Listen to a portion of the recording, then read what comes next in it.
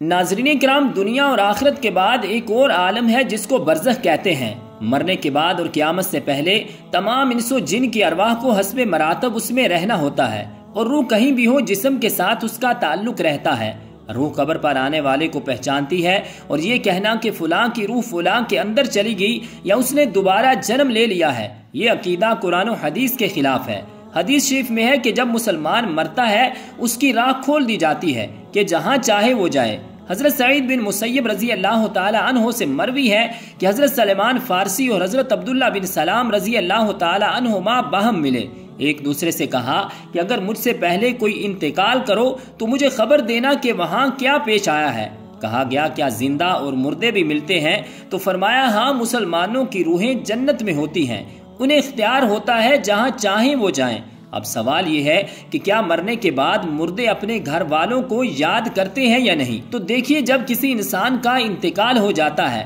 تو مرنے والے شخص کو یہ معلوم ہوتا ہے کہ ہم اس دنیا سے منتقل ہو کر اس دنیا میں یعنی عالم برزخ میں آ گئے ہیں، اور اس کو یہ ساری چیزیں یاد ہوتی ہیں کہ ہمارا گھر ہے، مکان ہے، رشتہ دار ہیں، عزیز و اقارب ہیں، اور ہمارے بہن بھائی ہیں، اور ہماری ایک فیملی ہے۔ اور یہاں تک کہ جب اس مردے کی روح نکل جاتی ہے اور اس کو دفنایا جا رہا ہوتا ہے تو پھر اس وقت وہ مردہ اپنی آنکھوں سے ساری چیزوں کو دیکھ رہا ہوتا ہے، یعنی اس کی جو روح ہوتی ہے وہ ان ساری چیزوں کو دیکھ رہی ہوتی ہے، اور اس کو یہ پتا ہوتا ہے کہ اب ہمیں کفن پہنایا جا رہا ہے اور اب ہمارا جنازہ اٹھایا جا رہا ہے۔ لہٰذا نیک بندہ تو یہاں تک کہتا ہے جب اس کے جنازے کو لوگ اٹھاتے ہیں تو وہ کہتا ہے کہ اے لوگو، جلدی مجھے لے کر قبرستان کی طرف چلو اور جلد مجھے میرے اصلی ٹھکانے میں یعنی قبر کے اندر پہنچا دو، کیونکہ اس کو موت پر ہی پتہ چل جاتا ہے کہ اس کے ساتھ آگے کیا ہونے والا ہے، یعنی آگے آنے والے جو مرحلے ہیں وہ اچھے ہیں اس کے لیے، آسان ہیں یا سخت اور مشکل ہیں، اس کو پہلے پتہ چل جاتا ہے، کیونکہ روح نکلنے کی جو سختی ہے اسی سے مردے کو محسوس ہو جاتا ہے۔ تو بندہ مومن کہتا ہے کہ مجھے جلدی لے کر چلو اور مجھے قبر کے اندر اتار دو، میرے اصلی ٹھکانے تک پہنچا دو، کیونکہ آقا علیہ السلام نے ارشاد فرمایا دنیا مومن کے لیے قید خانہ ہے اور کافر کے لیے جنت ہے، اور جو گناہگار، فاسق، فاجر، بے نمازی انسان ہوتا ہے وہ چیخ چیخ کر یہ کہنے کی کوشش کرتا ہے کہ اے لوگو، تم مجھے کہاں لے کر جا رہے ہو، اور اپنی فیملی سے کہتا ہے کہ میں نے اپنے بچوں کے لیے بہت زیادہ کمایا اور ان کے لیے گھر مکان بنایا، اور اب تم مجھے میرے گھر سے نکال کر اندھیری قبر کے اندر کہاں ڈالے جا رہے ہو۔ تو اسے بہت زیادہ گھبراہٹ ہو رہی ہوتی ہے، تو وہ اپنی زبان حال سے کہنے کی کوشش کرتا ہے کہ اے لوگوں، مجھے مت لے کر جاؤ۔ بہرحال اس کو جب قبر کے اندر رکھ دیا جاتا ہے تو اس کو یہ پتا ہوتا ہے کہ اب ہم قبر کے اندر ہیں، اور ہماری فیملی ہماری پچھلی دنیا میں جس میں ہم پہلے تھے وہاں ہماری فیملی اور ہمارے رشتہ دار موجود ہیں۔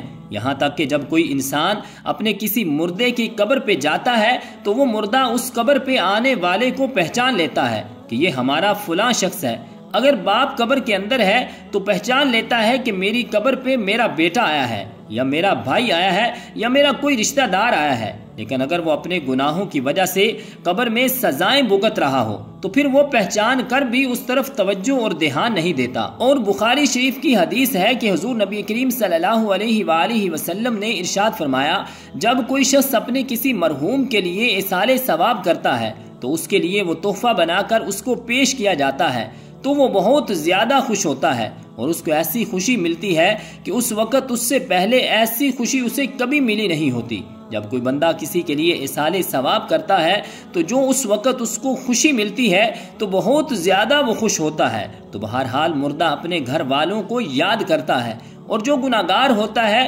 اسے یہ دنیا بہت زیادہ یاد آتی ہے کہ ہم بہت عیش کی زندگی میں تھے دنیا کے اندر، کیونکہ اس کے لیے دنیا کی زندگی جنت تھی، اس لیے وہ اس دنیا کی زندگی کو بہت زیادہ یاد کرتا ہے۔ لیکن جو نیک بندہ ہوتا ہے اس کے لیے دنیا قید خانہ ہوتی ہے اور قبر کی زندگی اس کے لیے جنت والی زندگی ہوتی ہے، کیونکہ اس کے لیے قبر میں جنت کا بچھونا بچھا دیا جاتا ہے، اور نیک بندے کے لیے قبر میں جنت کی کھڑکی کو کھول دیا جاتا ہے، اسے جنت کا لباس پہنا دیا جاتا ہے اور جنت کی خوشبوئیں قبر کے اندر محسوس کرتا ہے۔ وہ نیک انسان بڑی راحتوں میں ہوتا ہے اور اس کو دنیا کی کسی طرح کی کوئی فکر پریشان نہیں کرتی۔ اب وہ اپنی اس زندگی میں ہوتا ہے جس میں اس کا اصلی ٹھکانہ ہے، تو وہ اسی میں خوش رہتا ہے اور کچھ نیک لوگ ایسے ہوتے ہیں جب ان کا انتقال ہوتا ہے تو ان کو ایسے سلا دیا جاتا ہے کہ جیسے نئی نویلی دلہن ہوتی ہے۔ تو بہرحال نیک بندہ بڑی عیش و آرام کی زندگی بسر کرتا ہے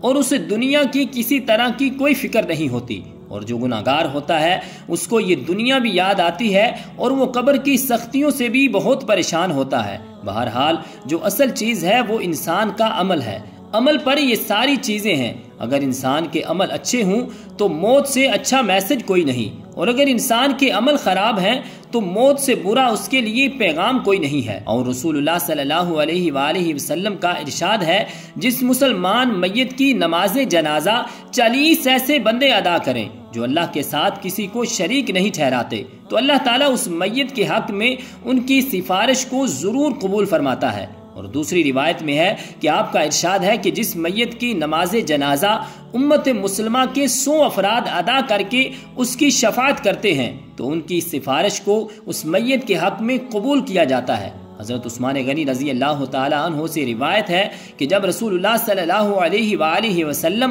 میت کی تدفین سے فارغ ہوتے تو قبر پر کھڑے ہو کر فرماتے، اپنے بھائی کے لیے مغفرت کی طلب کرو اور اس کے لیے ثابت قدمی مانگو، اس لیے کہ ابھی اس سے سوال کیا جائے گا۔ تو رب ذوالجلال کی بارگاہ اقدس میں دعا ہے کہ خالق کائنات تمام امت مسلمہ کے مرحومین کی بخشش و مغفرت فرمائے، آمین بجاہ النبی الکریم الامین۔